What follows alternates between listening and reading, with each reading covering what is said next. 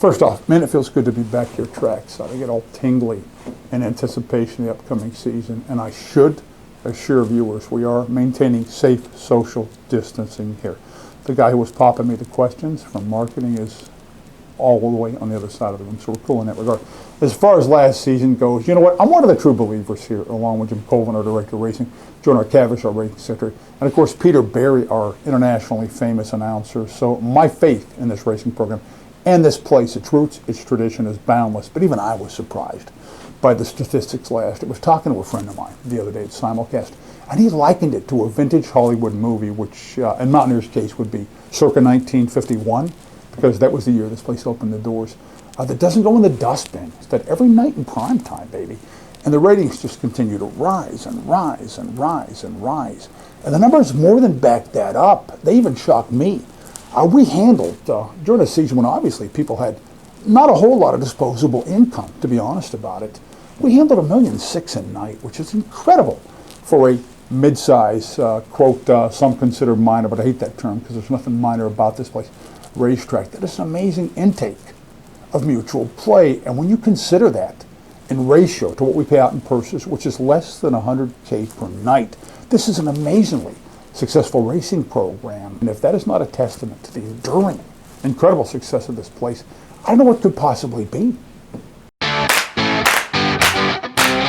You know what, the fan base for this place, it was always national, and now it's gone international, and it begged for a name, so I dubbed it Mountaineer Nation, and people took to it, and I get so many texts from so many places, worldwide now, not just national, and they refer to Mountaineer Nation, and they pledge their faith and their allegiance to Mountaineer. We're a big part of their day.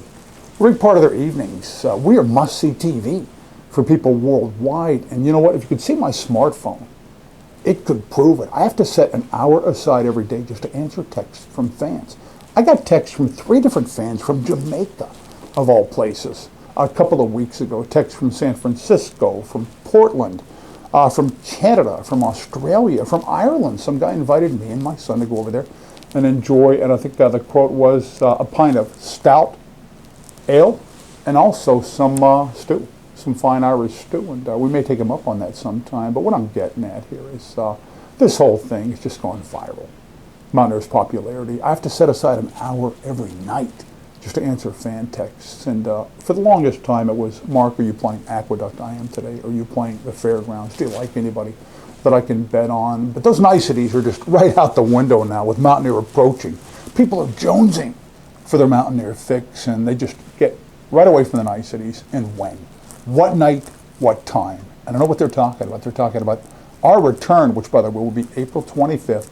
We're going to run 4 nights a week, just like last year, Sunday through Wednesday. And Mountain Standard starting time, as I like to term it, will be 7 o'clock. So there you have it, Mountaineer Nation. If you're fortunate enough to see this, because I know that you guys want to know when we do start. To say anticipation is high would be quite an understatement.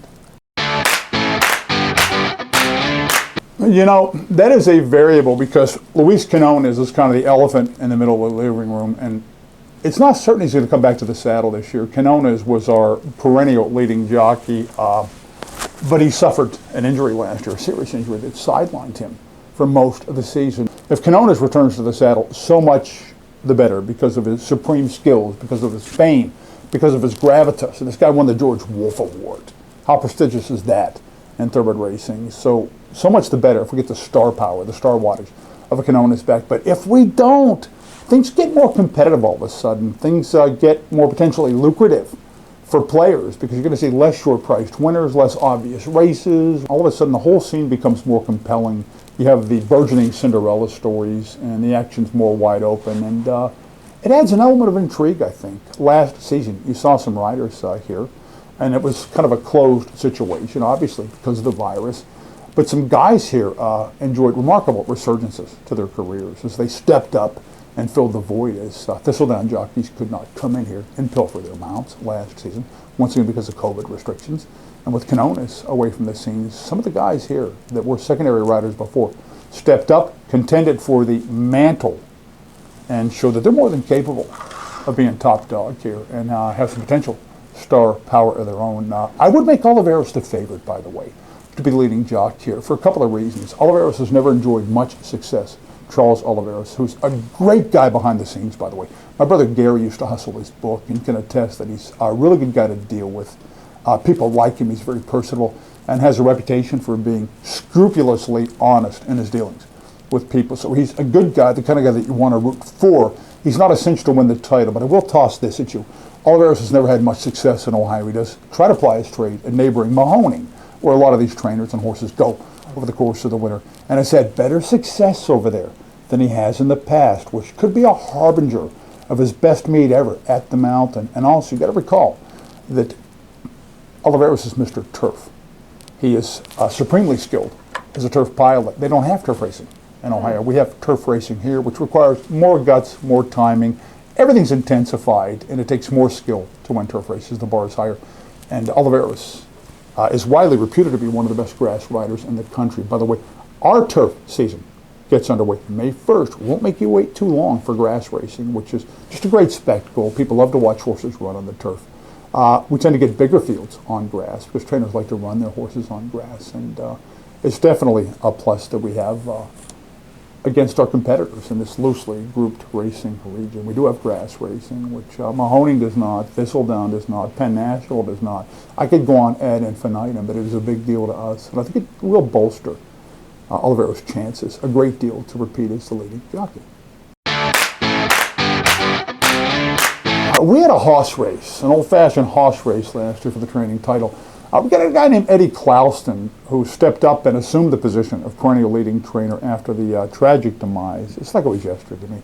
The legendary Dale Beard, the all-time winningest trainer on the planet, and Clouston stepped up to fill that void. Jay Bernardini, though, who's got some experience here in his own right, has been just gradually sighting in the trainer hardware, the trainer title for years and years and years. And last year, Bernardini actually nipped Clouston for the honors, yeah. And these guys are both classy. They are both very low-key, but they're both extremely competitive, and they both want to win the title in the worst way. They do have slightly different methods. The good thing about both these guys, aside from who wins a training title, and there are a lot of fans who couldn't care less about that, to be honest, but one thing these two guys do ensure, because they're both really sharp and import really good horses here that fit all the spots in our condition book, and they do ensure with their high volume turnover a steady influx of horses that are really attractive to our racing program. So that keeps a freshness to the turnover of our stock here. Clouston is a guy who is relying upon himself. He owns most of his own horses, if not all. He and his partner, Michelle Helms.